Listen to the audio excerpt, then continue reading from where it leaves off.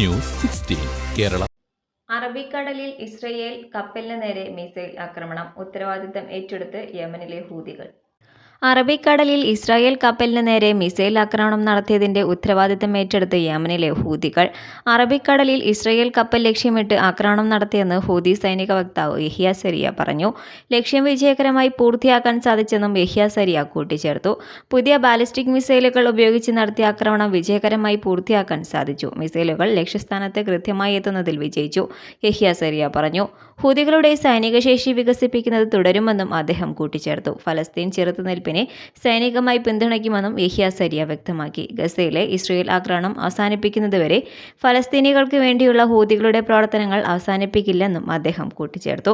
Israel കപ്പൽ ആക്രമിച്ചതിന്റെ ദൃശ്യങ്ങൾ ഉടൻ പുറത്തുവിടുമെന്നും ഹൂതി ടെലിവിഷൻ അറിയിച്ചു. യമനിലെ നിഷ്തൂൺ തുറമുഖത്തിന് തെക്ക് കിഴക്ക് ഭാഗത്ത് വെച്ച് ഒരു കപ്പൽ ആക്രമിക്കപ്പെട്ടതായി United Kingdom maritime trade operations തിങ്കളാഴ്ച റിപ്പോർട്ട് ചെയ്തിരുന്നു.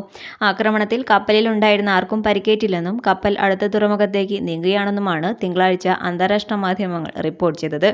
കഴിഞ്ഞ നവംബർ മുതൽ ഗസയിലെ ജനങ്ങൾക്ക് ഐക്യദാർഢ്യം പ്രകടിപ്പിച്ചുകൊണ്ട് ഇസ്രായേൽ ബന്ധമുള്ള കപ്പലുകൾക്ക് നേരെ ആക്രമണം നടത്തുന്നത് ഹൂതികൾ തുടരുകയാണ്. ഇസ്രായേൽ വംശഹത്യ അവസാനിപ്പിക്കുന്നതുവരെ ആക്രമണം തുടരുമെന്ന് ഹൂതികൾ നേരത്തെ അറിയിച്ചിരുന്നു. News desk. പക്ഷമില്ല, വിവേചനമില്ല. നേരിനൊപ്പം, നാടിനൊപ്പം, നാട്ടുകാർക്കൊപ്പം. News 16 Kerala channel.